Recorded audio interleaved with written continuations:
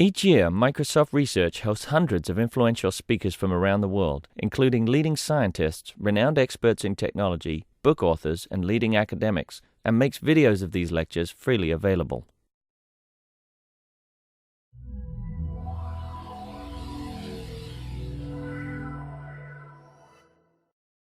Okay, so we are thrilled to have Ehud Kalai. He is a frequent visitor to us from Kellogg, and he's going to be explaining to us what atom does, because we've been trying to figure it out, and and so he's going to be talking. Is this your coco work, or? Okay, so he's going to be talking about what Adam calls coco and what Ehud calls cooperation in strategic games, a semi-cooperative view of games.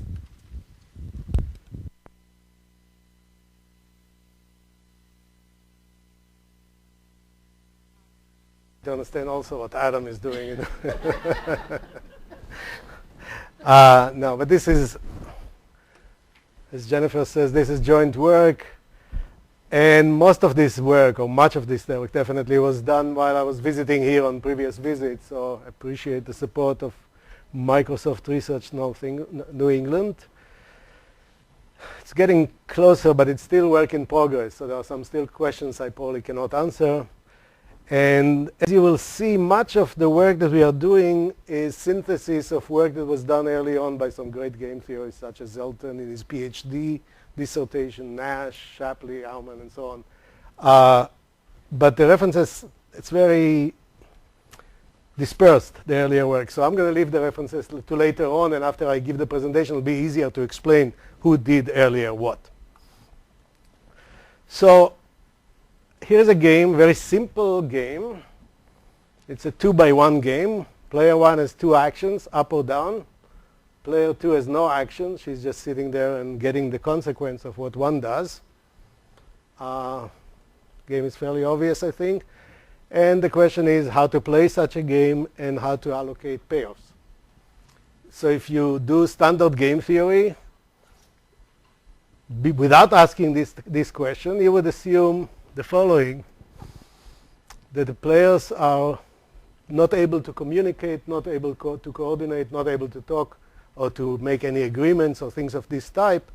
And the obvious solution is to play up, because player 1, yes? Oh, so player 1 has to choose whether to go up or down. This is player 1. He has to choose whether to go up or down. Player 2, if the game was bigger, would have had more columns and would have to choose a column. In this case, player 2 has no choices. There's only 1 column that she can play. So it's really left up to player 1 whether to play up or down. And if he plays up, he gets 0. Player 2 gets 0. And if he plays down, he loses $1, and player 2 gets $101. But he controls where they play. And she just gets the consequence. So it's a very degenerate game. It's in effect a decision problem with consequences to the other player. Very simple game. Already you're saying how to allocate payoffs. Yes. But that means it's a bigger game. Yes, I'm going there. Yes. That's exactly it. That's exactly where I want you to think. Thank you. So if it's prisoners forever locked and isolated cells, they will play the dominant strategy. Dominant strategy is a strategy that no matter what your opponent does, you're better off doing it. Because sometimes in game, usually one strategy may be better than another, but if the opponent does something else, it's the other way.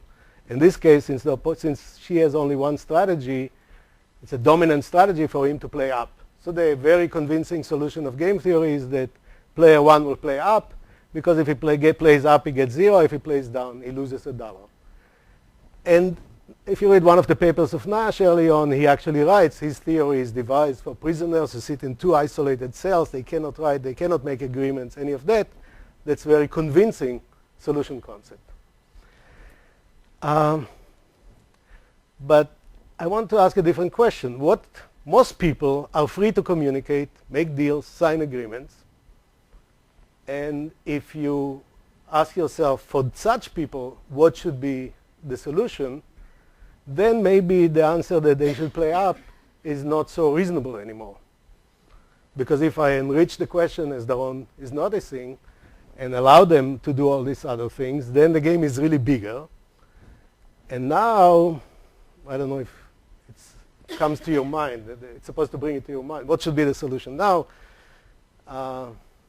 player 1, if he plays down, sacrifice $1 in an agreement that player 2 will pay him back $51.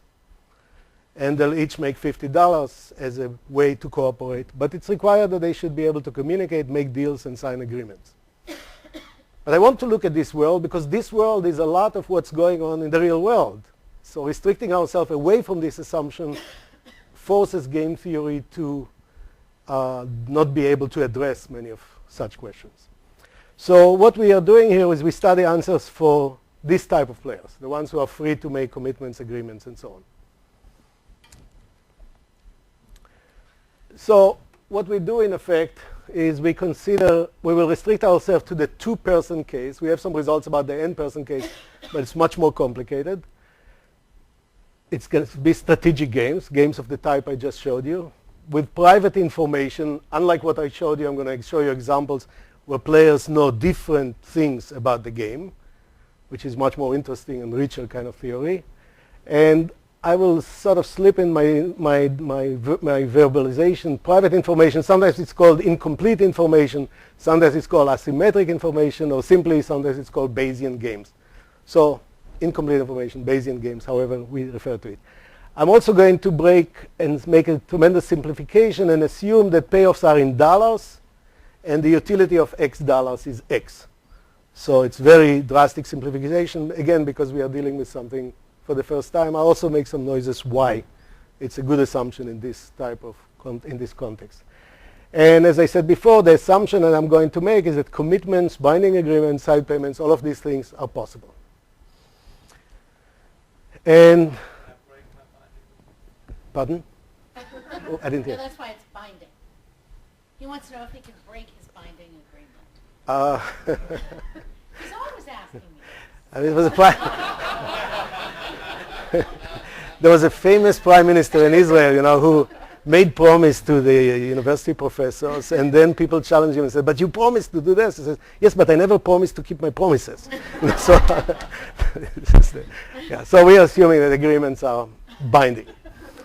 Okay, and we take so I call this a semi-cooperative approach because for those of you who don't know, the game theory typically has two approaches. There is a strategic game theory, which is the one that most people do nowadays. There is cooperative game theory, which deals only with cooperation, leaving out strategic aspect of the situation.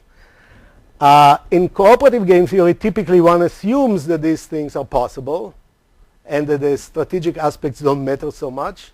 In strategic games, one assumes that the strategic aspects matter and that these are not possible unless explicitly allowed. So what we do here is we try to combine the two. We'll start with strategic games with all the details and incorporate into it the possibilities of commitments and agreements. Let me show you a couple of examples to show you. Yeah, sure. I mean, in some sense, the key of you don't want to model the process of how these offers and commitments are made. Yes. So I mean, a different way of saying that is that, if presented with that example, the standard game theorists would say, well, let's specify the game tree for how offers are made and how they are enforced, etc.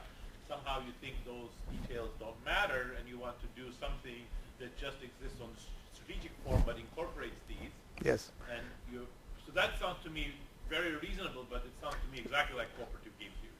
Let me stop you and tell you I'll do both. Okay. I will do an axiomatic approach here and I will reinforce it then by explicit processes like Rubinstein or another one that we come up with. So we will do both. So we will have the Nash program justifying, also axiomatic. Let me leave this question, but I think you'll be satisfied that we do both. Okay, but let me show you a few examples of strategic games to let you know what it is that we are after, what kind of solutions we want to have. So let's do an easy example first. So I have a town. I have the town with two hot dog salespeople, he and she. And The town has two selling venues. You can sell hot dogs at the airport, or you can sell hot dogs at the beach. Okay? At the airport, there are 80 buyers. At the beach, there are 30 buyers. Every dog that she sells, she makes $1. Every dog that he sells, they make $1. The question is where to go and sell.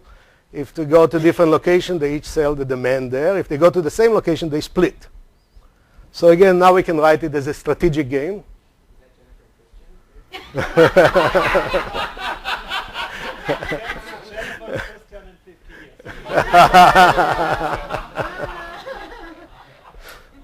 going through his crazy stage right now. So this is another example of a strategic game, right? Because he can go to the airport or to the beach. She can go to the airport and beach. For example, if he goes to the airport and she goes to the beach, he sells 80, she sells 30, and vice versa. But if they both go to the airport, they each sell 40. So these are the payoffs represented in dollars. And this game is the prisoner's dilemma, essentially. So some of you might have seen it. So there is a dominant strategy again. For him, no matter where she goes, he's better off going to the airport, right? Because if he goes to the airport here, he sells 40 versus 30. And if she goes to the beach, if he goes to the airport, he sells 80. So it's a dominant strategy for him to go up, and it's symmetrically it's a dominant strategy for her to go to the airport too. So again, the standard game theoretic solution, Nash equilibrium, is that they both go to the airport and they each make $40. And we call it prisoner's dilemma, and everybody knows it's very famous. Yes? Prisoner's dilemma, you required the cooperative solution is actually better than... Yeah, so it should, okay, let's not, it's sort of like the prisoner's dilemma. You want this to be the, biggest, right? Cheated at the No, I want 40-40 to be greater than 8 or 8 is No, but the point is they can't take turns screwing each other. Never mind, it's not a prisoner's dilemma. Let's look at this game, okay? The dominant strategy is here, and the dominant strategy is not efficient. The dominant strategy is to play here, they each get 40. But you see that it's not efficient because if they, rather than fighting at the airport, for the customers at the airport, if they said, well, I'll go to the beach, you go to the airport, we'll get 30, 80, between them they'll make $110 instead of $80. So what we are going to do is we are going to talk about the coco outcome, the solution we refer to as coco solution. And one possibility outcome is that he will go to the beach, she will go to the airport. Now it's not correct that why would he agree? So they'll make a transfer that she will transfer to him $25, and if they do that, then they will each net $55, which is better than 40-40. So by doing this kind of communication and agreement, they can Pareto improve. And in this case, this is unique. Our theory. Well, depends. No, it depends on the companies and the product and the situation. Another coco agreement here is to do the opposite, that she goes to the airport, he goes to the beach, and this is it. So there's an example of a coco solution. This is a very easy one because it's symmetric. Let me break away from the symmetry. Let me look at asymmetric payoff. So she is much better at selling hot dogs. Every time she sells a hot dog, she makes $2. This guy is lousy at selling hot dogs. Every hot dog he sells, he only makes 20 cents. Okay? So let's rewrite the payoff table. The monetary consequences are different given how much they make per dog. The way it comes here is still a dominant strategy to go to the airport for both of them, but it still can be done a lot better. And here there's only one best way to do it. Since she is so efficient at selling hot dogs, it's better that she would go to where the demand is high, and he would stay out of the way and go to where the demand is low. But he has to agree to it because he is sacrificing. If he went there, he would have made more money. There's tremendous gain in him giving up his $2 of his hot dogs, and she makes a lot more when he's out of the way. So now there's a unique coco outcome to do the right thing in terms of efficiency. He should go to the beach and she should go to the airport, but for his sacrifice of staying out of the way, she should pay him $41. And the solution that we are looking for and describing is the one that determines the side payment of $41 as the correct side payment in this case. The symmetric case, it was clear what it should be, but now it's not symmetric. So the coco value, if you do the side payment of $41, she ends up with 119 because she has to pay out the 41, and he ends up with 47 because he gets the 6 plus the 14. See why these are, So what? we'll see why these are unique. Yeah, so that's exactly, I'm trying to whet your appetite to see why. Yeah. Do you think of this as a kind of a normative, or are you going to be Let me finish the whole philosophy, and I'll give you normative, and I'll give you various. And then let me leave the philosophical issues for later, after you saw what I have to say. The normative, I mean, I don't know whether this is supposed to be a prediction of, no, I know what normative is. Both. Neither. Let's say neither. I don't know what Nash is. What is Nash supposed to be? Predictive? Yeah. You see people behaving like Nash? No. Okay, so. Because we don't specify the payoff correctly. Okay. Because we write down Anyhow, the names and we start All right, so let me be vague. Let me be vague. Why wouldn't he accept an $11 fine payment? Which would give Let me. I'm just whetting your appetite. So let me go with the logic. Let me go back to the logic. I'm just trying to show you where I'm going at this point. So later we'll give you the logic, and then we can ask this question. If you look at the old literature, by the way, there are 3 major solution concepts for bargaining problems: Nash, Kalai, Smodinsky, and Kalai, the egalitarian solution, that go back, and they all coincide here. And then Nash has extended variable threat bargaining. Raifa in 1953 had an extended threat bargaining, and Bob Rosenthal and I had one. And all of them will coincide in this particular case of complete information and agree that this is the right solution, okay, from different axiomatization and different rationale. And I'll describe to you some of them. I'll give you an alternative. So in that sense, since when I'm here in the complete information case, this formula that I'm not telling you yet what it is, generalizes and coincides with all these earlier solutions. Okay. But what they did not do is asymmetric information. So now I have a Bayesian game with asymmetric information. Everything is as before. She can make $2 per dog. He can make 20 cents per dog. There are still 80 buyers at the airport, but at the beach, the demand is unknown. So now we have some uncertainty. What type of uncertainty? Let's make up a story. Suppose the demand at the beach depends on the weather. If it is a nice sunny day, there is going to be 155 buyers there, for example. And if it's a cloudy day, there'll be only 30 buyers. I just gave the talk at Galway, which is, I guess, Adam tells me, is like a, what's the, anyhow, in Galway, Ireland, where it's always cloudy. It's always cloudy. And so it's so 90% chance. 90% chance that it's cloudy and 10% chance that it's sunny. Okay. But now let's sort of even up the things. She is better hot dog maker. He is a better weather predictor. He knows whether it's going to be sunny or cloudy. She doesn't. he knows the probability. No, he knows. He has weather reports and he is very good at predicting weather. But she doesn't know, and she knows the probabilities. She knows the problem. So it's a standard game theoretic model where the priors are common knowledge, and this we can criticize a lot, but it's standard, fairly standard. Okay, so is everybody clear? So really, there are 2 payoff matrices. Depends on what B is. On a sunny day, it's one payoff matrix. On a cloudy day, there's a different payoff matrix. He knows which is the payoff matrix. She does not. And let me give you some overview of what standard game theoretic solutions would do. Well, Bayesian equilibrium. That's the standard way to solve such a game. Those of you who know it know what I'm talking about. Those of you who don't, I will not be able to teach you quickly. But the Bayesian equilibrium, so they compute the optimal strategy. He based on his information, she based on their probabilities. There is a notion of it. It's a Nash equilibrium adapted to Bayesian game called Bayesian equilibrium. And if they play, if I computed the Bayesian equilibrium of this game at home, and we came up that his expected payoff is 10.3 and her expected payoff is 88. Non-cooperative payoff. And the total payoff is $98.3. But if they cooperated, combining his informational advantage with her productivity, they could do a lot better, because what they would do is the following. If he knows it to be sunny, he would disclose it. If he could be talked into doing it truthfully, he would disclose it. She will go to the beach and he will go to the airport. And if he knows it to be cloudy, nobody at the beach, it's better that she goes to the airport and he goes to the beach.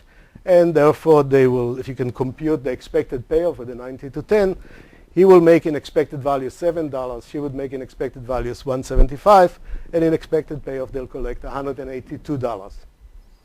Okay. Of course, the problem with this is why should he willing to do it? He's sacrificing doubly. He's telling her what the weather is that he knows and she does not, and then he stays out of the way. So the coco idea, again, is to incorporate proper side payments into this. And in this particular case, the side payments are computed according to the formula. I haven't told you that on a sunny days, when she goes to the beach and does well and he's to the airport, she should compensate him with $111. On the cloudy days, she would compensate him with $41. And if you do this compensation and expected value, he would make 55, she would make 127. So they still do the efficient payoff of 182, but there is transfers that make it right. So now he's making 55, well over the non-cooperative payoff. She makes 127 over this, and the net gain from going to coco with the side payments are 44, 7, and 39. So, yeah.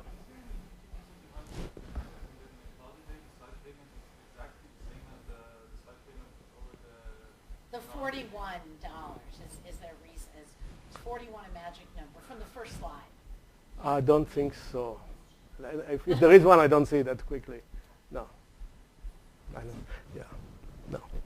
This is, by the way, if you don't know, this is a very typical example of a Bayesian game. Okay. There are prior probabilities that are known to both. Somebody has better information than other. This is a little oversimplified because in general, he could just have a forecast which is has certain probabilities of accuracy, and she could have forecasts. So the information, it doesn't have to be that one knows all the information and one does not, but I want to keep it simple. Okay, so with this in mind, overview, now let me give you some more information. So we are going to define something which is called the coco value, the numbers that I was writing here on the side. What properties does it have before I describe it? And if you want, you can compare it to Nash equilibrium just to get the idea of the pluses and the minuses. It is unique. It's always the same. For every game, there is one pair of numbers, the payoffs that should result. Not like in the symmetric, there are two ways to play it. But the value, the expected payoffs are unique. It is efficient. In this context means that they generate the highest expected value possible given their information. So from a social welfare point of view. From a social welfare, but there is a question. They're not going to. Let me maybe explain where it may fail to be. So if they didn't have perfect weather forecast, but just forecasted weather, they would do the best thing given the joint forecast that they have. They may still get unlucky because, he thought that 90% sure that it's not going to rain, but 10% of the time will be wrong and they'll go to the wrong places. But in expected value, given their joint information, it's as if you couldn't do better if one person, the social planner, had both of their information. Okay. It is easy, so you couldn't do better than that, because nobody has information beyond that. It is easy to compute, So as you'll see. Even in the case of n players and things, is it still easy to compute, or does it become? I am reluctant to speak about the n players. Adam agrees with me, I guess. I'm glad to hear. What? I see. Okay, but obviously it's got to be at least as bad, or at least as difficult as Nash is, and then. No. It'll be easier than Nash. No. So here, let's. Easier to approximate. Oh yeah. No. Look, in the case of two players, the difficulty of computing Nash is already there. You have it on the door up there. It's P.W.T.A.u or whatever. In the case of two players. Here it's easy. Here it's going to be a linear. Here it's going to be a linear program. Okay. Yes. I'll show it all. The value is continuous and robust. Again, unlike Nash. So these are all very nice properties. These are properties that the max mean value all has all properties the max mean value has. It's axiomatically characterized by efficiency and fairness. And I think that we'll start getting into Daron's question, because I can give you precise procedures that will give this value, so like Rubinstein and stuff like this. But I can also give you axioms that are satisfied by Rubinstein and the others, that whenever you satisfy these axioms, you'll get this value. In other words, any procedure that you write precisely, they will all coincide as long as they satisfy these axioms. It generalizes. Other ones that you named on the side that you said would all give the coco value, are those also then characterized by Yes. by efficiency? Yes, fairness? yes. But they did not axiom. I mean, it's true. They did not do it. It wasn't done. Hindsight. It's in hindsight, Right. exactly. Zelton did some of it in his PhD thesis. It generalizes, it's a straight generalization of the von Neumann-Morgenstern value. The von Neumann-Morgenstern value is defined for two-person zero-sum games. We are talking about two-person generalized sum games. If you look at the subclass of zero-sum games, it's a von Neumann. Moreover, if you look at the axioms that we suggest and apply them to the family of zero-sum games that are applicable, and they will give you as a result the von Neumann-Morgenstern value. And as I keep saying to Doron, at least, it's Nash implementable by natural Nash equilibrium of well-defined bargaining processes. Okay. So the n-person generalization heavily relies on the Shapley value, but you have to adapt it into strategic games because the Shapley value is defined just for coalitional games. But it's the logic of Shapley, this randomization idea is this. But that's why I'm staying in two-person, where I don't even have to go into the complex issues. Okay, so what I'm going to do now in the remaining time, I think I'm happy to stop here, but I think I got the idea. Let's go with it. What I'm planning to do is describe to you first the definition, and there is a very basic thing which is called, we call a coco, cooperative competitive decomposition, which is behind everything that we discuss. Describe it to you and describe how we define the coco value in general. So I'll answer the question of how we compute, Madhu's question, how we compute these things. Then I'll give you some non-cooperative implementations. So I'll respond to Doron's question, show you that there are precise mechanisms that do that. Then I'll give you the axiomatization that applies to anything that satisfies these axioms will give you the same coco value. And then I'll relate it to earlier literature. Okay, so decomposition and value. And let me, to keep it simple, start first with the complete information by matrix games, at least. So that's relatively familiar, I hope. So here is a by matrix game. Yep. It may not be completely familiar. Okay, so let me explain. Right. So here is a two-player game. A two-player game is described by two m by n matrices, like the examples I had before. So they are the same size matrices, m rows and n columns. Each row, player 1 chooses a row of the m, and player 2 chooses a column of the n. So if they choose the ith row with the j's column, player 1 will get aij, and player 2 will get bij. So matrix 1 represents the payoff to player 1, and matrix 2 represents the payoff to player 2. And that's what we call a bi-matrix game. What you can see quite easily, and I think anybody who's done game theory for many years probably has run into this observation, is that you can take a game AB and rewrite it in this form. So let's concentrate on this form. Let me start with the right side. A plus B over 2, A plus B plus A over 2. So these two matrices are identical. Right? So if they just played this game, they are playing a game that we call team game. What is a team game? Every place they play, they both get the same payoff, because they both get A plus B over 2. So this is a game where the incentives are aligned perfectly. They would like to go and choose the highest possible payoffs. So this is the average of their payoffs we get paid. What is this? This is measures by how much we are away from the average, right? So this is by how much player 1 is better than 2, and this is by how much player 2 is better than player 1 in the same entry. Right? And mathematically, it's obvious to see that if I add up these two matrices, I get the same matrix. But these two games are very simplified now, because this, as I said, is a game of complete aligned preferences. We both benefit exactly the same. We have all the incentives to coordinate and do the best thing. This, on the other hand, is a game of completely opposite preferences. Whatever I gain, this is minus A minus B. Whatever I gain, she loses. And whatever I lose, she gains. This is a game of opposite interests, right? So we took a game which is a mixture of the two, and we say, let's decompose it into two extreme components. Both of these extreme components are easy to solve. Right? If I have a game of identical interests, we'll just go for the cell that has the highest payoff for both of us. And games with zero-sum games with opposite preferences, we have the von Neumann-Morgenstern solution, which is a very elegant solution, and it says how to solve such a game. I'm not going to review it now. but there is a very nice, it's a linear programming problem to solve. It coincides with Nash equilibrium, and it has all these other nice properties that Nash doesn't have when you restrict yourself to zero-sum games.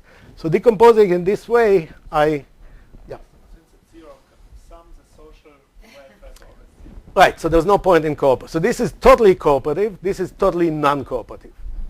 So rewriting zero-sum, competitive, I call it advantage components, how much better off I am than my opponent. And this is team game, cooperative component.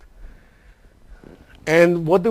We define the coco value very simply to say the coco value of the game, take the solution of this, the min-max, take the natural solution of this, the highest cell, add up the two, and we'll call this the coco value. Okay. Yes?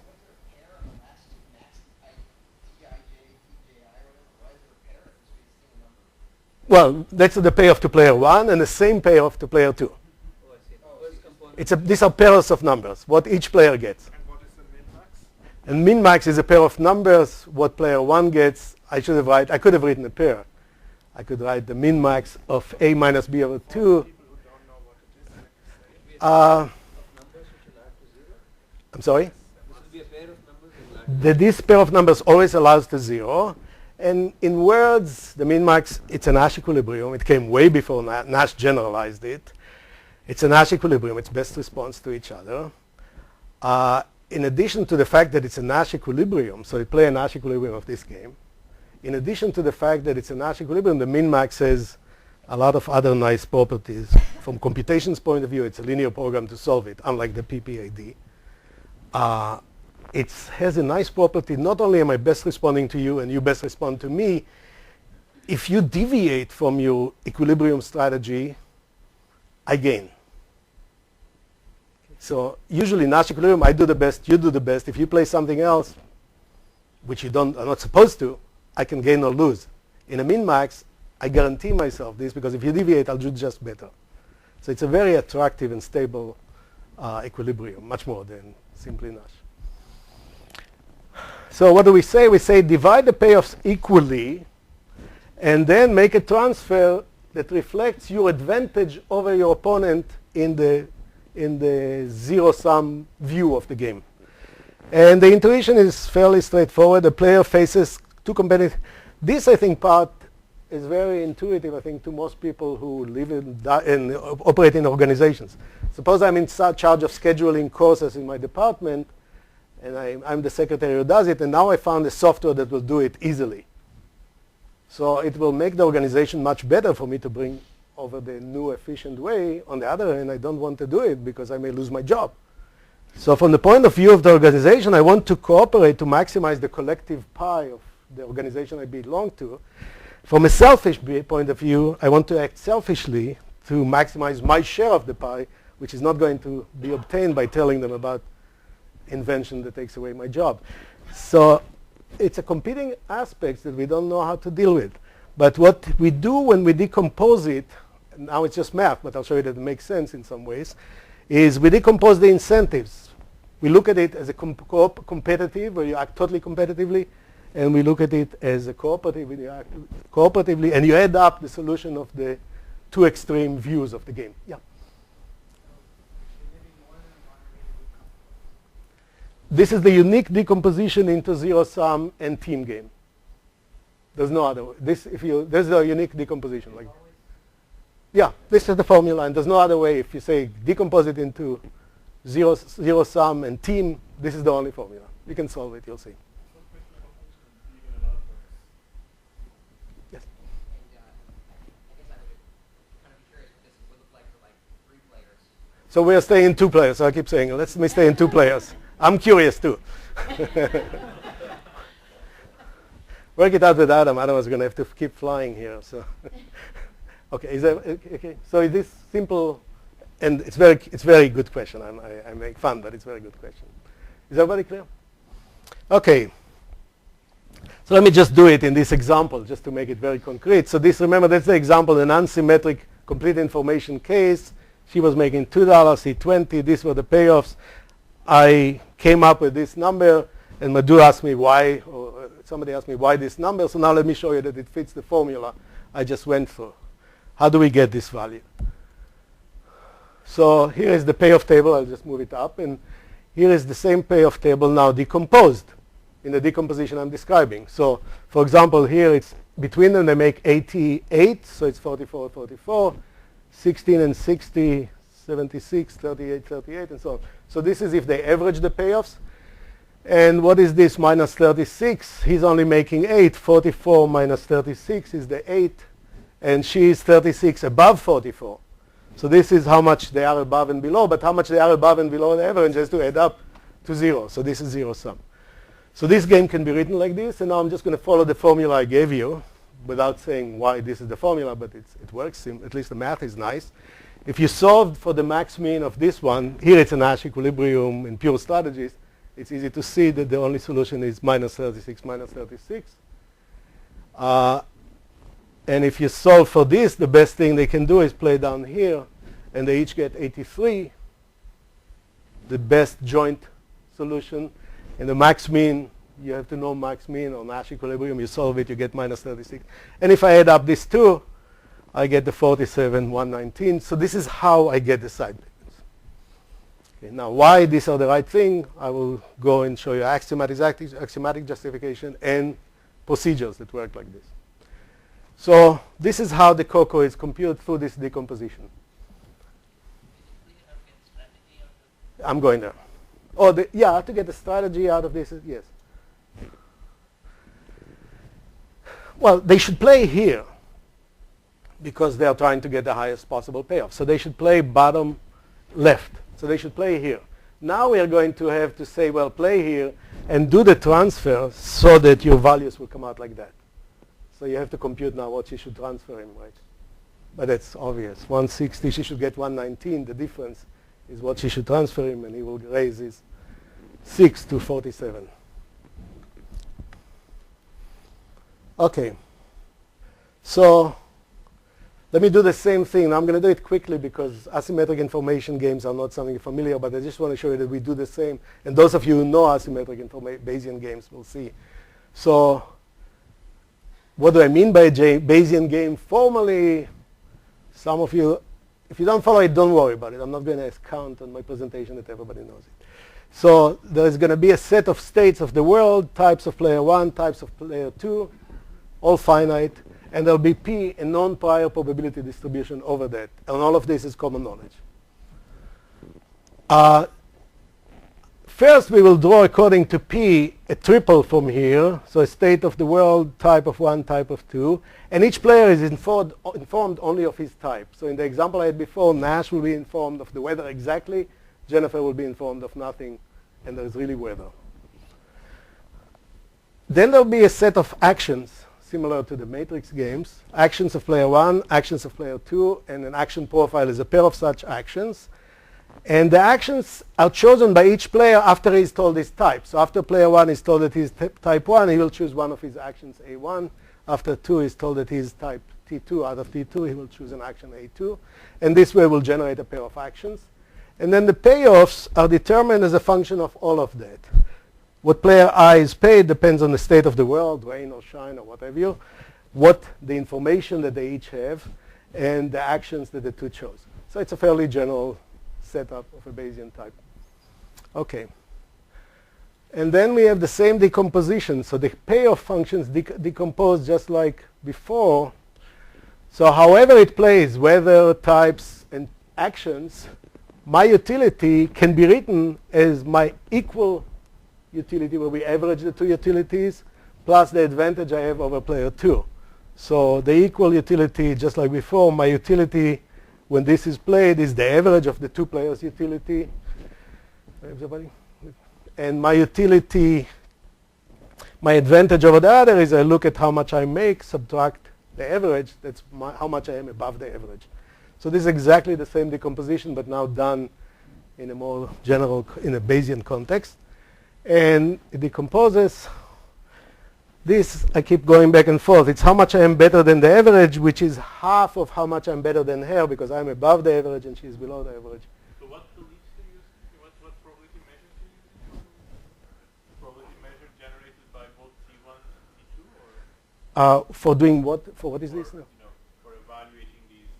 So no, so this is for every outcome, right? This is for For every outcome, I'll write it like this, and we'll get the payoffs in a moment. Yes. Or not. So now I'll do what you're going with. So now I have a general such two-person game and a way to decompose the utility point by point, and I can define the coco value very much like before. The advantage game is a zero-sum Bayesian game, but we can look at the min-max of a zero-sum Bayesian game. And I would look for the cell with the highest expected payoff in the way that I explained to Christian before. Okay. So let me leave it. It's exactly the same what I did before, but now done with incomplete information. So if I do the example again, with the Bayesian example that I had. You're using different probability measures for the min-max type? No, same probability measure. Same probability measure. In both cases, it's the prior. Is the prior for each person? So No, there was the... pooling wait. the information. Wait a second, I'm lost here.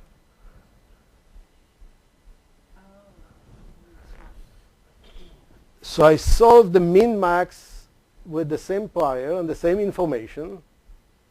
So take imagine like we have a situation in which, I know one component, you know one component. And yes. we pool our information, we know everything. Right. So in that situation, okay. if we are doing the cooperative part, you might think we're going to know all the information, whereas for the competitive part. Good. Let me thank you. This is played competitively. I know my forecast. She knows her forecast. We decide how to play to maximize our mutual advantages over each other, each with his own private information. It's computed like this. We're not. This, yes. And this is the maximal. Yes, and this is conditional on the joint T. So we are maximizing conditional on the joint T. So here the story. And when I'll do the implementation, you'll see it more sharply. Here the story is we are both told both informations, we know everything, and now we are taking the action that maximizes the expected value when averaged given this known information. Same prior, except the information now is shared by both. And that's an important point because even if I had a player who was not a participant in the game and just had information, he would help here, and he will get some money for his information. Just somebody who doesn't know anything. He knows the weather, and he should get some cut of the fact that we can make better payoffs. Exactly, good point. Thank you. So we're sharing not only the payoffs, but also the information. Yes, exactly. In the second part, exactly right.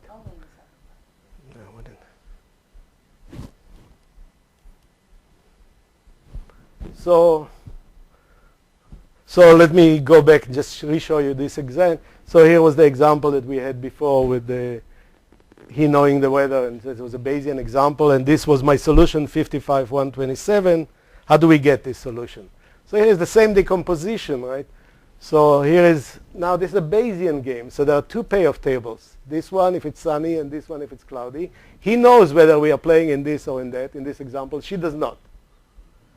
And the zero-sum game is exactly the same. But here we do the equal payoffs, 80 and 844 and so on. These are all averaged. These are the benefits above and below the average. And now we're going to solve this game. So this game will have a min-max value with the same 10 to 90. This one will have an easier solution. The 10 to 90 would matter, but they could coordinate exactly right.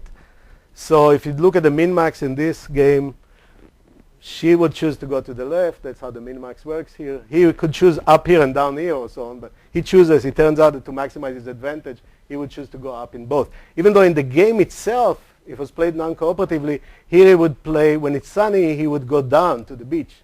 And when it's rainy, he will go up to the airport. But in this game where he wants to show that he can do better than her, even both cases will go to the airport because sometimes he'll take a lot of business out of her. He wants to outdo her. So this is the solution, and the min-max value, if you compute it, is minus 3636. Here, the joint payoff, in this case, they share the information. In this case, only he had information. So if it's sunny, they would know that it's sunny, and they will go here. And if it's cloudy, they will know it's cloudy, and the best they can do in this circumstance is to go here. So what happens, they get either this with probability 10 or this with probability 9. So in expected payoff, they get 91, 91, and here they get minus 36, 36. So if you add up these two, minus 36 plus the 91, you'll get the coco value. So now you see how I compute the coco value even in situations that I, okay. So that's an example of computing. Now let me go to the issue of implementation and show you that this can be implemented by reasonable procedures whose Nash equilibrium will be the solution. So let me describe what we call a partnership game. I think it resembles the protocol that we're going to describe will resemble partnerships very much. And it's going to be a way to implement the coco value via a Nash equilibrium that has some nice refinement properties, and it satisfies what is called the Wilson doctrine. The Wilson doctrine. Okay, thank you. So I have defined coco value for every game. It's a definition, a way to compute this number. And it's kind of attractive, it's efficient at least, and some other properties. And now I say, can I make players play it? Can I give them procedure that would lead to this nice outcome non-cooperatively? So can I define a non-cooperative reasonable game and say, you play this game non-cooperatively, and when you play this game non-cooperatively under the rules that I made up, you will get this nice outcome. So there is a way to Nash implement. So there's the implementation literature usually says, let's do that. Let's make up some rules that when the players follow these rules, it would lead to efficiency, most importantly. So that's what I'm going to do now. So it's a mechanism. It's a mechanism. So it's a mechanism design. So you want to design a new artificial external game, Yes. such that playing which is payoff equivalent to cooperative. So when playing it correctly on a non-cooperative game theory, it would result in the coco payoffs. And the action set is the same? And I'll explain. I'm going to explain exactly. So one example, right, is that you have some police authority that says, well, either you can do this thing and you'll get the payments, or I'm going to arrest you. Yeah, so there are various, yeah. But there is an issue, and always in the implementation literature, of how to get the people to say the information. Because that's a difficult issue, because, people will act strategically, and you don't know what they know, so you don't know what is the best thing to do. So the difficulty in achieving this is how to get people to cooperate and disclose the information so that we can come up with a cooperative. How to get the police So in to actually particular, investigate. So how to get the police what? To really arrest, but just because I make a law, why do I change the behavior of the police? Well, you have to look at the policeman's incentives then. but in particular, so that the game that you're going to write down has to be a game that's independent of the payoffs and the major. I'll explain. Let me explain instead of let's guess it. Nonetheless, there is this other alternative which I was puzzled by. That you must have an enforcer for this other alternative game in some sense. So all of a sudden you could go cooperative and Yeah. cooperative And that's- just the hot dogs and yeah. whatever, or you can play another thing which there is a Yeah, but that's the entire implementation literature. If you hold an auction, the people have to come and behave according to the rules of an auction. I can say, no, I'm going to get up and kill the auctioneer. I mean, there's rules, and I want a rule, reasonable rules, that when we follow the rules, the outcome will be reasonable. What I'm saying is that there is not a lot of the world. The what? So, okay, so now you understand. So you have a third party in some sense behind, which is capable of enforcing the payoff. If people accept the rules that I'm going to do here, and they have reason to accept them, then it will work out well. Yeah, well, let me try it. Yeah. So that Sure. in response to the statement that I could just tell her to go to the beach and him to go to the airport, Yes. that I would have to know that's Yeah. the right thing to do. So that you're going to write down a game that has the property that even when you don't know who should go where, that comes out of the equation. Yes, that's exactly Andy points right. The issue usually in implementation is that there is differential information. So I can do what you said. I can say, you got this, you got that, but it's not going to be efficient. I want him to do the right thing according to the weather that he has, and how do I get him to tell me the right weather? Well, he also knows God. He didn't tell you that. I understand this better if we give Ehud a chance to explain. Okay, yeah, let me show you the protocol instead of guessing. Okay, thank you. Okay. All right. There is one difference. For those of you who know the implementation literature, there is one difference. In the implementation literature, there is usually an economic environment. You want to achieve something in an economic environment. Here we have a game. We are trying to implement something in a game, and the implementation mechanism has to take the structure of the game into account. and implement some. So it's somewhat different of an implementation problem. So, but I'm going to make an assumption that will buy me a lot. It's a strongish assumption, but very useful. So let me point it out vigorously. The payoffs are accessible after the play. So we can see how much each player made after the play. And that buys me a lot. Without it, I cannot do what I'm going to do. Okay. But only the realized payoff, not More, I'll show you exactly what payoffs I need. A little more, actually. So in the game with the weather, for example, everything will be clear because we'll see what the weather, we know what they got, we know what they would have gotten because we know the weather. So, examples of this type. And let me say in general what kind of mechanism it is. So it's going to be a partnership type idea, which is something that we see in real life because partnerships have really good incentives unless people cheat on the partnership. In real life partnership, what do? We start the partnership not equally. Maybe you invest more and I invest less and so on. But then we say, after we agree to go in a partnership, an example of a partnership is we'll divide all the profits 50-50. Whatever profits are, we'll divide 50-50. It could be partnership, as we say 80-20, but I'm going to stick with the 50-50. So I'm going to have a mechanism that is going to take advantage of the ex post accessible payoffs, which will mimic this partnership. So we can create partnership type of protocols to overcome strategic and informational inefficiency, to overcome these difficulties of having to get the players to tell me what they know. And I'm going to take exactly this idea that they will share the profits. If they share the profits, so there'll be a stage where we will decide payoff transfers before the game starts, because maybe the game is not symmetric. So to go into partnership, I want you to give me $10 million, and then we'll go into partnership. And in stage 2, we agree to share all the payoffs equally. And given that we'll share all the payoffs equally, everybody has incentives to disclose whatever he knows and do all their best. Why would I hold back information that will reduce the total profit of the partnership if I get a half of it? So you can see why this particular structure of a partnership is good in dealing with incentives if these are accessible. And then what do we do? Exactly what I say. We'll divide the maximal payoff of the partnership 50-50 and carry out the side payments that were agreed upon. And I think getting to what Andy said before is independent of X. So the side payments were determined, say, ahead of time. And once they are determined, now in the partnership, no incentives get confused. Now it's all just extra. Okay, so this is the general idea. And equally sharing, as I say, induce the right incentives. And here I do it formally. So it'll be a fictitious stage, where everybody simultaneously, knowing his own information, each player submits in a sealed bid, say how I would have played the game if it was to be played non-cooperatively. And we seal it and put it aside for now. After we have done that, that's gone. We have no influence over it or anything else. Now we're going to actually play. We will announce our types. And we will announce types. We may want to lie, but I'm going to argue that it won't be the case.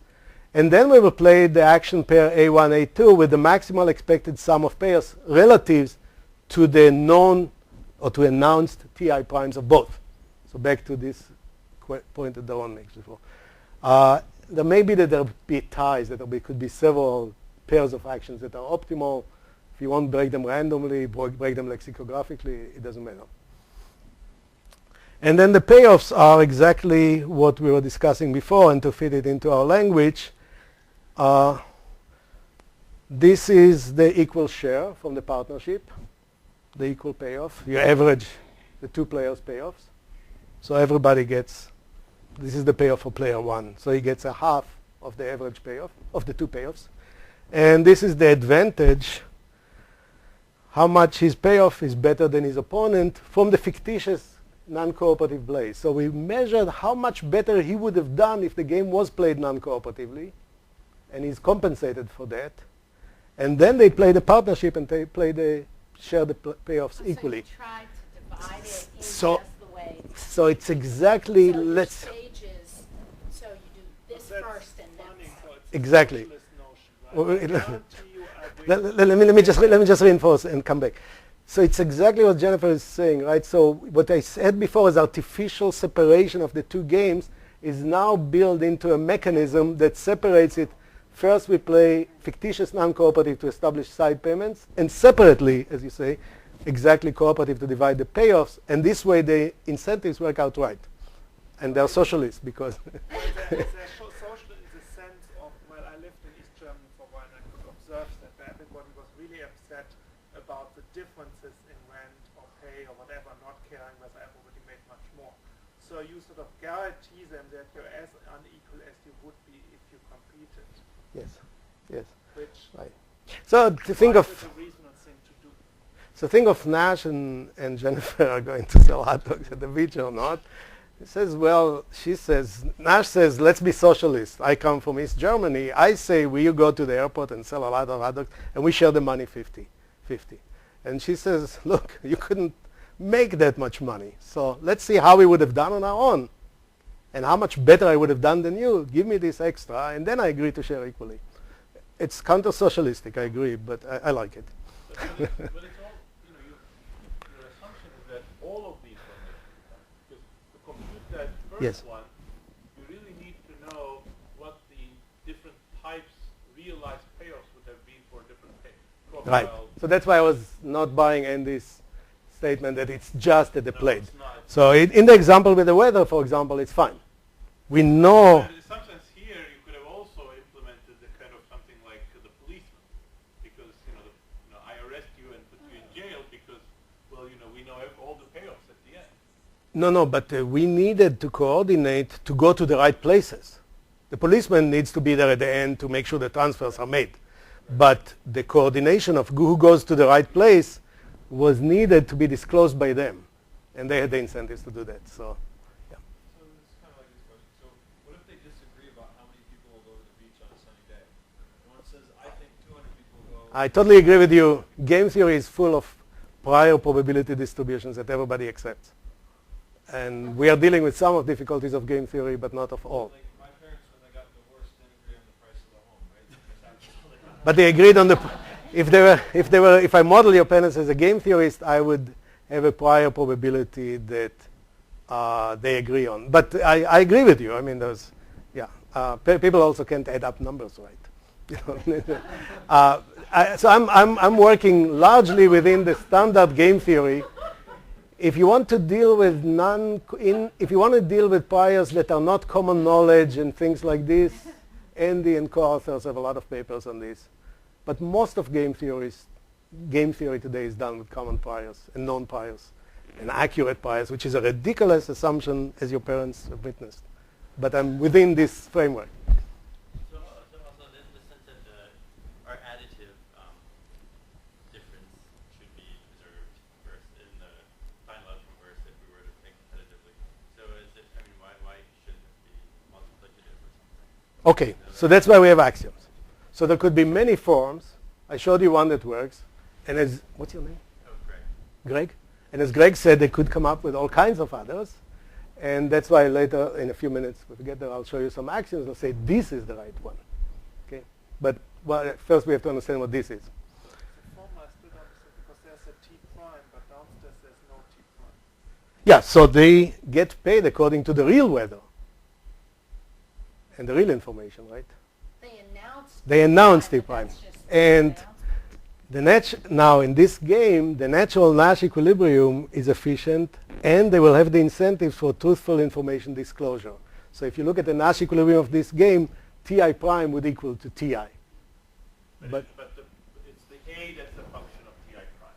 the A, sorry, The action profile is a function of Ti prime. So there's yes. That's right. Exactly. There's an action profile. Right. So the truthful revelation. So the truthful revelation is very important. So in the envelope, do I write the Ti as well, or just? No. Well, first you write your non-cooperative action. What you would have done if the game was played non-cooperatively.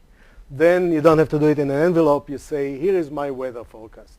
And simultaneously the other player says, here is my weather forecast. You're allowed to lie, but you'll have no incentives. Just to be clear, the weather forecast is never revealed. Nobody can check. You could lie and nobody would ever know. Right. Still fits into the incentive. But the profits, I assume, to be observable. Can I ask Sure. a philosophical question? Maybe. Let's see what it is. So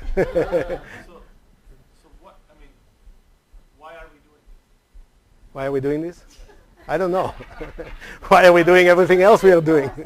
I'm getting paid very well for doing it for once. Is this like some philosophical normative? This is how people should be paid. If Palestinians and Israelis are fighting, and this is how we should arbitrate their fight, and then we'll do peace, and this is the transfer. I mean, this is not supposed to be a description of how people are actually playing. Well, at this point, it's a partnership type. He's going to give you the axioms telling you why this is something that you might want to do, and then he's telling you the implementation about how you can actually accomplish. No, but implementation is something that we will have to cook up. It's not what the laws that exist. Right. Yeah, but this is a way for Jennifer and Nash to be good at selling, to make the most money selling hot dogs. Let me leave this for later, okay? I want to get through. Yeah, right. let me take, because I'm running out of, yeah. Adam, no. Okay. So in the example, here it is. Jennifer, they have to decide about the hot dogs. They want to make a lot of money rather than the non-cooperative, which if you remember was very low. The coco is much higher. So again, I'm not going to take the time. The game will be decomposed, but now I'm decomposing a Bayesian game into a zero-sum Bayesian game and the equal payoff Bayesian game. You solve the zero-sum. In this particular case, the non-cooperative, he says, I'm going to go to the airport in this protocol. And she says, I will go to the airport too, in order to do better than the other. And in the cooperative stage, he discloses truthfully. He tells her it's up or it's down, and then they go to the right place in either case, assuming that they disclose truthfully. And the payoffs are from the zero sum. If you take the expected value,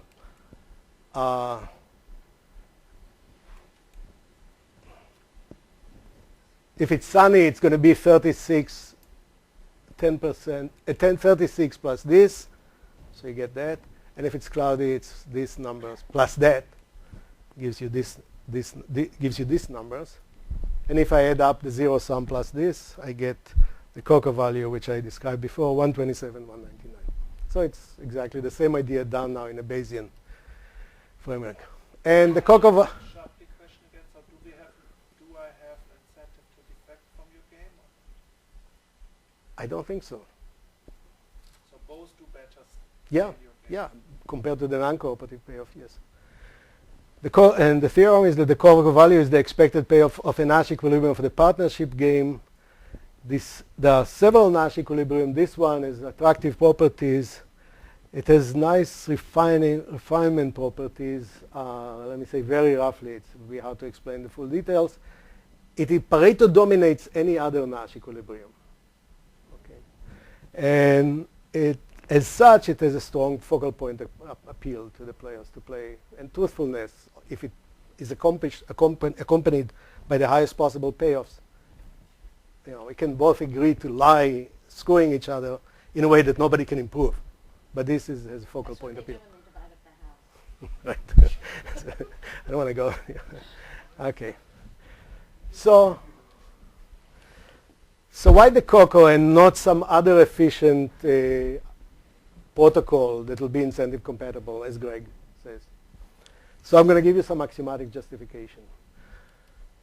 So let me start from zero-sum game, because what I'm doing is a generalization of zero-sum games. So zero-sum, my min-max values has a lot of nice properties.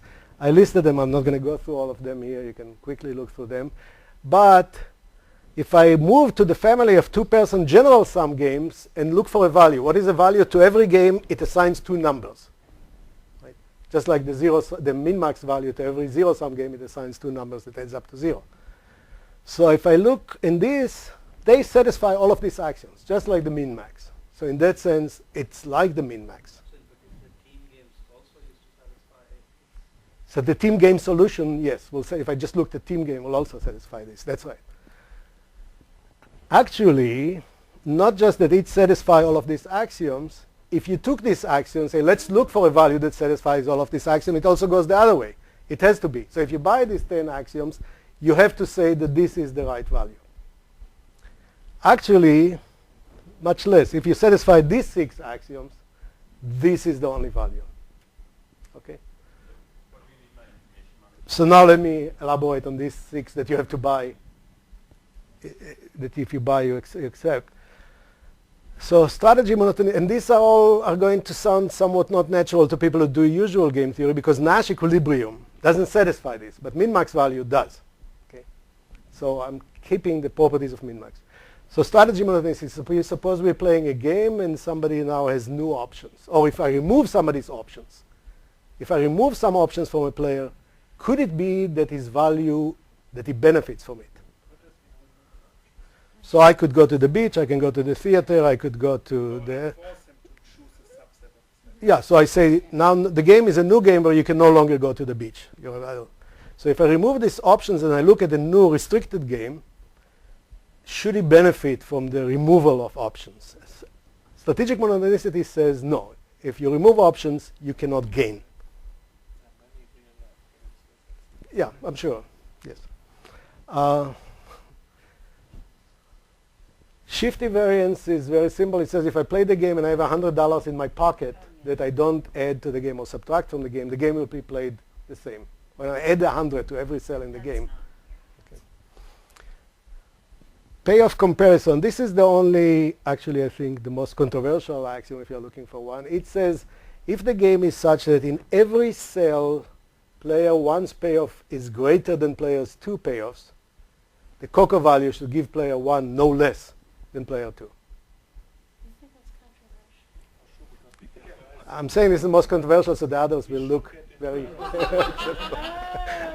right, arrow. That's right, yeah. But this is the fairness in a way.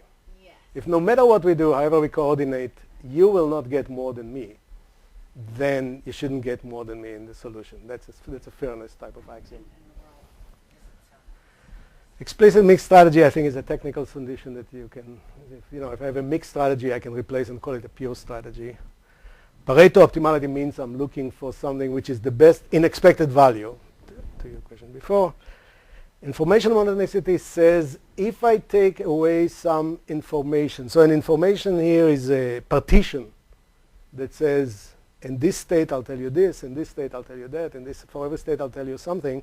If I coarsen your partition, so I give you less information this way, you shouldn't benefit from it. So if the weather could be nice, moderate, or nasty, and now I just tell you nasty or not nasty, you shouldn't do any better in this coarsening of the information than before. And that's the information monotonicity. And let me not go through that. I think we're running out of time. Oh, but where is the theorem? Oh, so the theorem says that if you have these 6 axioms, that's it.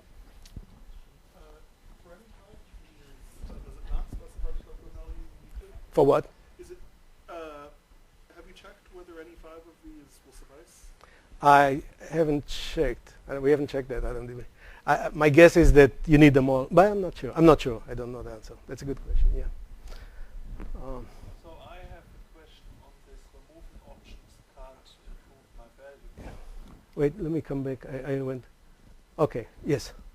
So it's known that there, for example, these things. If I have 2 parallel streets and I send traffic over them, if I build a street in the middle, everybody may be less off. Yes. Yes. The Bayes paradox. Yeah. Bayes paradox. Yes. So this is something which happens a lot in sort of a lot of cases. Right.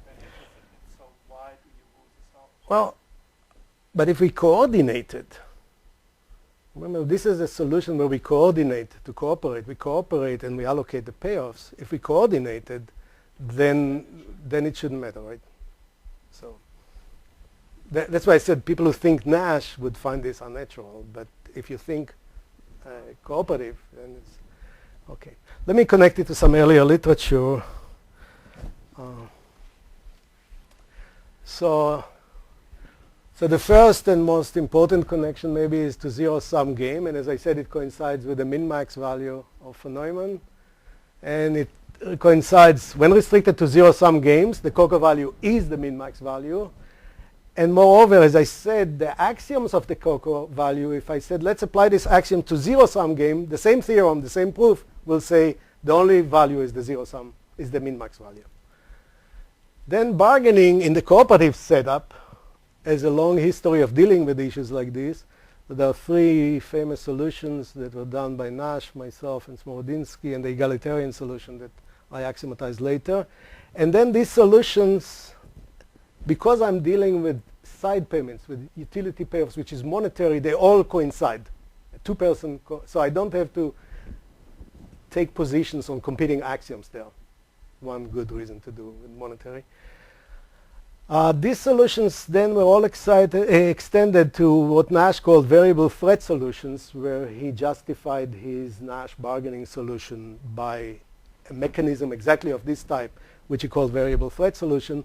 Reifa simultaneously at the same time did similar thing, and later myself and Rosenthal, we did similar thing, giving rise to the exact three solutions that were axiomatized before. Again, in the case of T.U. game, side payments game, monetary payoffs, they're all exactly the same and they all coincide with the coco value. So Reifa and Bob and I and Nash, variable Reifa, all of this, exactly what I said. There is a dynamic bargaining process of Rubinstein. You can ask all the same questions. People have to do that? Don't they have to do it? No, Rubinstein is a very well-defined bargaining process that if you follow, it leads to some interesting solution, in particular a 50-50 division of a pie if the players are patient.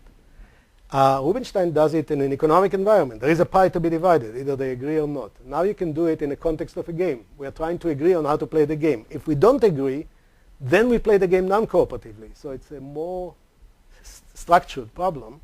But you can adopt the coco value solution here, and it will lead to the same solution. So the coco value will lead to the same solution.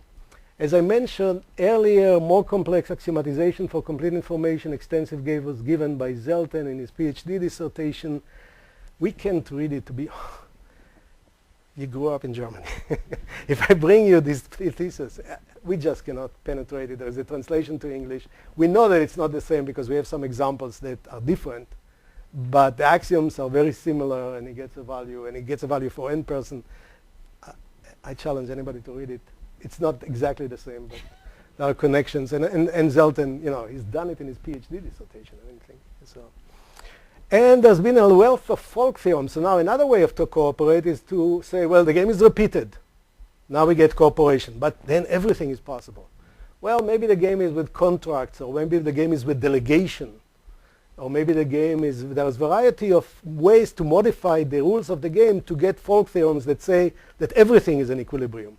And I drew some faces. I could draw probably a dozen more easily.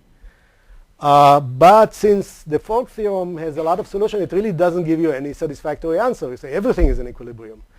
So the coco value is a focal point. It selects an equilibrium for all of this. It selects a Pareto efficient, individually rational outcome, and therefore it can be viewed as a focal point to select such. Let me skip the Rubinstein. So there is an extension of the Rubinstein that we have, and at the end we say that if you use the Rubinstein procedure adapted to games, what Rubinstein will give you is the coco value of the bimatrix game that you're resolving. Sorry, I didn't understand a lot of the things on the previous slide, but here's the question. So say we're going to play this game, and I'm going to propose the payments we exchange. Yes. And then you're going to decide which player you want to be. Which player I want to be? We decide on the payments between A and He's B. thinking, I think, of maybe a cake cutting algorithm. Is that what you were thinking? You well, cut, I this choose, is a reasonable. So somewhere in the list of axioms, it sort of implies that this is a fair in the sense that if we were to switch places, neither of us has some. Well, we are dealing with a simultaneous move game. Oh, yeah. But as far as the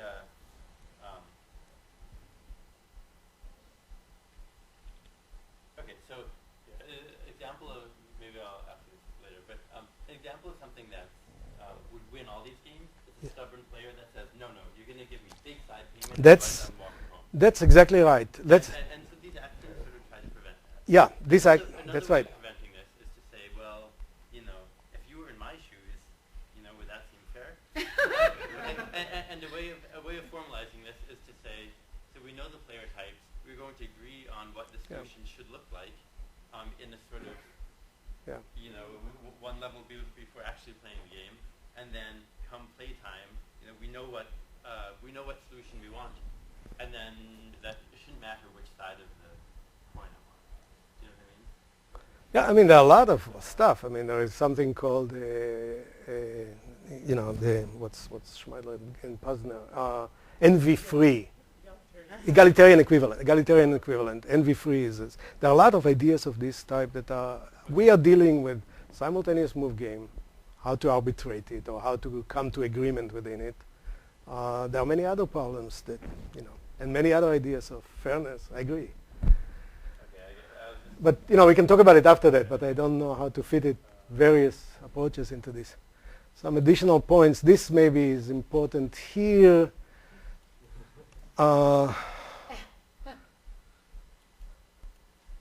So let's say take the same game in the beach. You can go to the airport, to the beach, to the casino, to the dunes. Okay, so there are many places. Let me make it a little bigger to show you the point. A hot dog on every desk. And different people sitting there dying for your hot dogs. And he knows which is the first best. He knows which is the second. So his information is one of many vectors like this, right? So for him to disclose his types, he has to give you this whole vector. But really, the point is that you don't really have to go to all this revelation of T prime. It's enough that he says, you go to the beach. That's the best that we can do. So in terms of communication, even though I did not take advantage of it in the presentation here, you can see that the communication can be made much more efficient to the essentials. So some sufficient statistics that can be used. And the same thing in the computation. So min-max values is zero-sum games, is linear program. The highest maximal payoff is easy to compute. So the computation time is the number of actions plus the number of states to the power O of, it should be T, I think, T, of the number of types. So it's much easier. It's not like Nash that you cannot compute it. Okay. And maybe I should stop. How am I doing? Should stop here and see if there are any questions.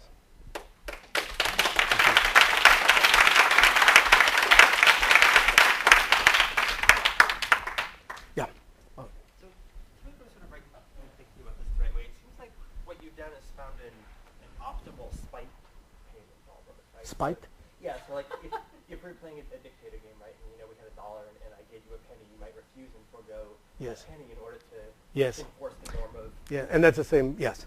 Let me, that's a good, that requires, yeah. So let's say just two players having to divide $1. I will say that's the Nash demand game, the famous, it has infinitely many equilibrium. Everybody, there's $1 to be divided. I say I want X, you say you want Y. If X plus Y are less than $1, we each get it. If X plus Y is greater than $1, nobody gets anything. That's called the Nash demand game. It has infinitely many equilibrium, 99, 1, 98, 2, 1 to 99. All of these are equilibria, and maybe this is a spite game, right? Our solution will say 50-50. Seems to us to be fair. Now, the criticism that Greg said was valid. I mean, if somebody was very stubborn and he said, if Jennifer said, I don't take less than 80 and walked away, maybe I will take the 20 happily, if especially it was millions, not pennies, right? But at the same time, I could walk out before her with 90. Yeah, I mean, so is that? Introduce some sort of symmetry, then you resolve this question. And I was more asking if instead of having these 5 axioms, if you add just some sort of symmetric thing which might generalize some more players, whether you also get your. I don't know. I don't know the answer. Sylvia? Yeah, okay. Adam? Maybe I'll take a stab at answering Jerome's question. Well, you can't answer it because I was not allowed to ask it. No, let's take the question. Yeah, yeah. Take it up and then answer it. So I think that you could argue that this is both normative and descriptive. So basically, in the real world, people do cooperate. They do companies do form, they merge, and they decide that does happen. And at a high level, they try to assess how much one company is better than the other, and then they make a payment, and then they merge. So that happens. I mean, I'm not saying that they necessarily follow exactly the formula we use. And also, if they were to look to somebody to ask how should they decide what the fair payment, game theory should give them an answer how they should decide how much to pay. And so it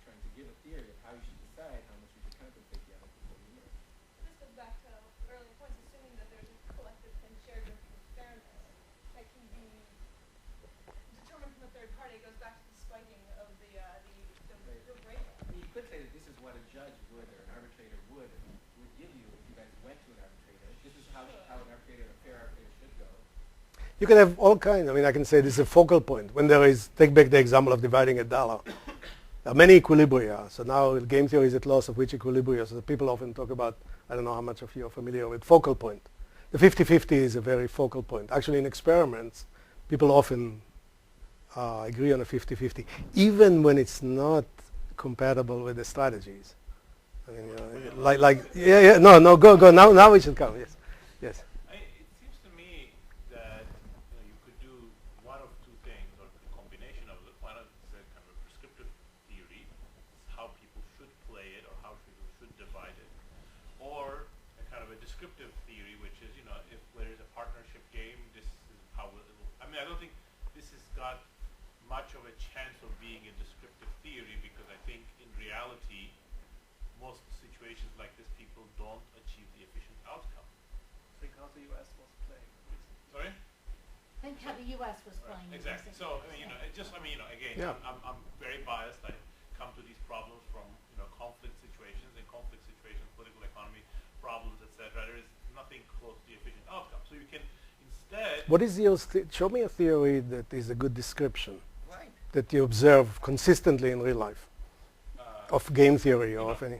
For example, the civil wars continuing forever. No. Give me a solution concept that stands the test. Yes. Well, what sub-imperfect Nash equilibrium is typically violated in experiments.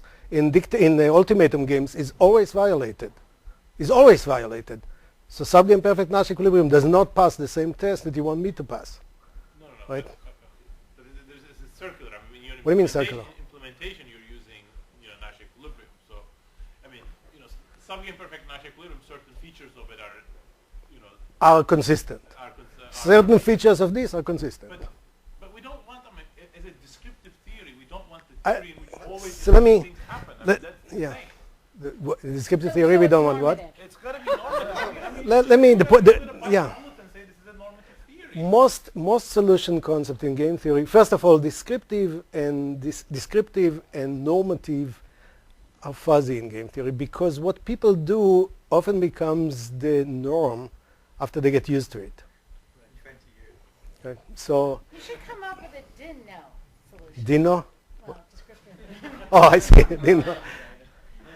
But I really think, I mean, whether it's normative or descriptive, I think that you would, as a general solution concept, most solution concepts that I know, Nash, sub-imperfect Nash, all of these, they are fuzzy. We just learn not to ask the question. Because if Nash was here giving the lecture for the first time, you will shoot him down on this same question. As a social science, we've got to strive to have a descriptive theory. I agree with you. So, and it's fine in the process to have normative theories as well, but if we're going to have normative theories, they're going to be based on some normative value judgment. They can't be based on mathematical axioms. I mean, Well, mathematical axioms to me are normative values. No. I mean, it's like the shift invariance.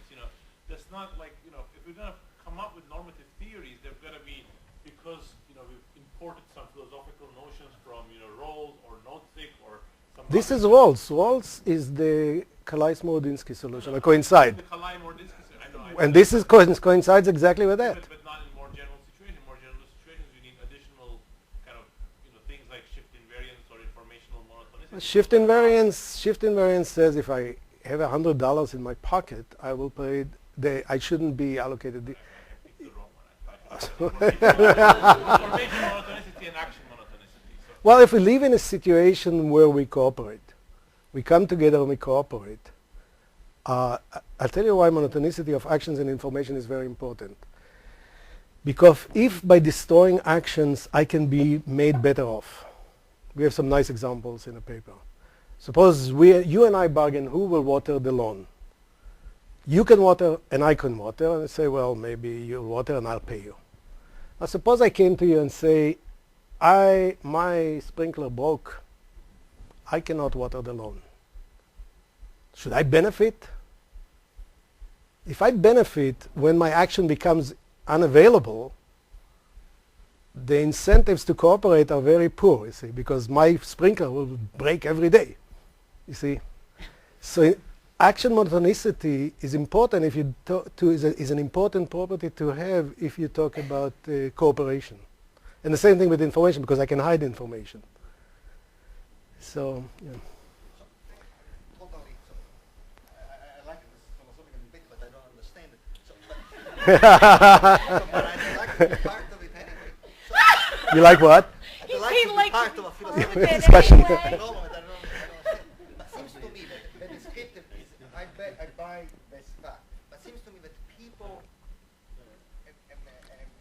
by experiment, use what they know. And if you develop theory, like, where to legalize here, so then, that enlarges what you know, and it may actually pretty soon orient to what the people actually do in practice. I mean, we in computer science are afflicted by this finite automata. Why? Because everybody knows them. And they have use for them, the only reason there is common knowledge. Yeah. But otherwise, nobody in his right mind would use it. Yeah. So to me, if the fact that they use, they introduce something which, makes sense as a focal point, I so this contradicts the next theory. No more again, but that is information about the states of the world. That is not about, cognitive processes. So. Yeah. No. Let me maybe. I agree with the. What? I don't understand what this argument is about. I agree.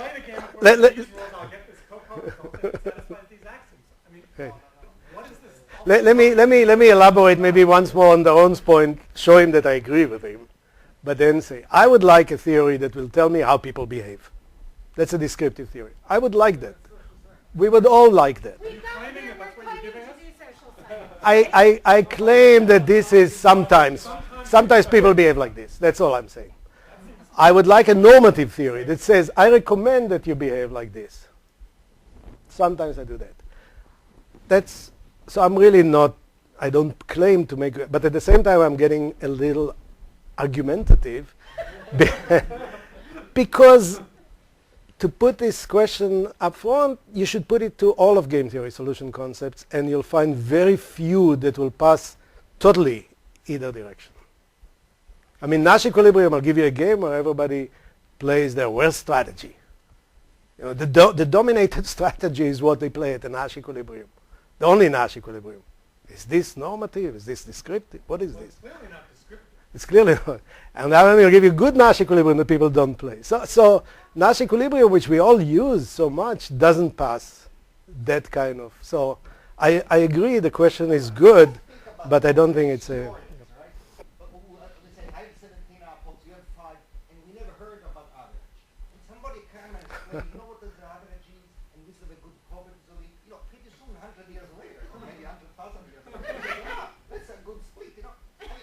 It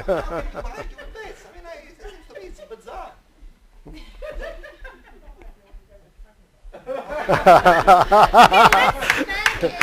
you. Thank you.